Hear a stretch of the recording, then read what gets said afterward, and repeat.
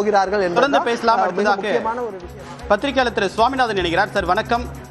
இப்ப பியூஷ் கோயல் தமிழ்நாட்டுக்கு வந்திருக்காரு, அதிமுக நிர்வாகிகளை சந்திச்சிருக்காரு. இந்த சந்திப்புல இருக்கக்கூடிய சவால்கள் என்னென்ன? ஓபிஎஸ் டிடிவி தினகரனை கொண்டு வருவதற்கான முயற்சி பாஜக கிட்ட இருக்கா? இப்ப இவங்க ரெண்டு பேருடைய பிளான் என்னவாக இருக்கு?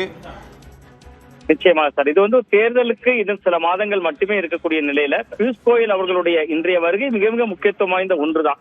ஏன்னு பாத்தீங்கன்னா, நீங்க கிட்டத்தட்ட ஓ பன்னீர்செல்வம் அவர்கள் ஏற்கனவே கடந்த 15ஆம் தேதி தன்னுடைய முடிவை அறிவிப்பதாக சொல்லியிருந்தவர் 24ஆம் தேதி எம்ஜிஆர் அவர்களுடைய நினைவு நாளை நோக்கி நகர்த்தி இருக்கிறார். அதற்கு ஓரிரு தினங்களுக்கு முன்பாக நடக்கக்கூடிய இந்த கூட்டம் என்பது நிச்சயமா இணைப்பு தொடர்பாக ஏதாவது ஒரு விஷயத்தை பியூஷ் கோயல் அவர்கள் பேசுவதற்கான ஒரு வாய்ப்பு இருக்கு. ஒன்று.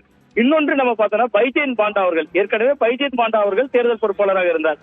அவரும் அரசியல் ரீதியாக நிறைய அனுபவங்களை கொண்டவர் தான் பைஜெயந்த் பாண்டா அவர்களும். பட் அவரை மாற்றிவிட்டு இப்பொழுது பியூஷ் கோயல் அவர்கள் வந்திருப்பதனுடைய நோக்கமே, ஏற்கனவே கடந்த 2019 பாராளுமன்ற தேர்தலில் தேர்தல் பொறுப்பாளராக பியூஷ் கோயல் அவர்கள் இருந்திருக்கிறார் தமிழ்நாட்டுக்கு, பாஜகவினுடைய பொறுப்பாளராக. அவரை பொறுத்த வரைக்கும் ஓபிஎஸ் இபிஎஸ் இரண்டு தரப்பிலுமே அவருக்கு ஒரு நல்ல ரிலேஷன்ஷிப் இருந்தது அந்த காலத்துல இருந்தே.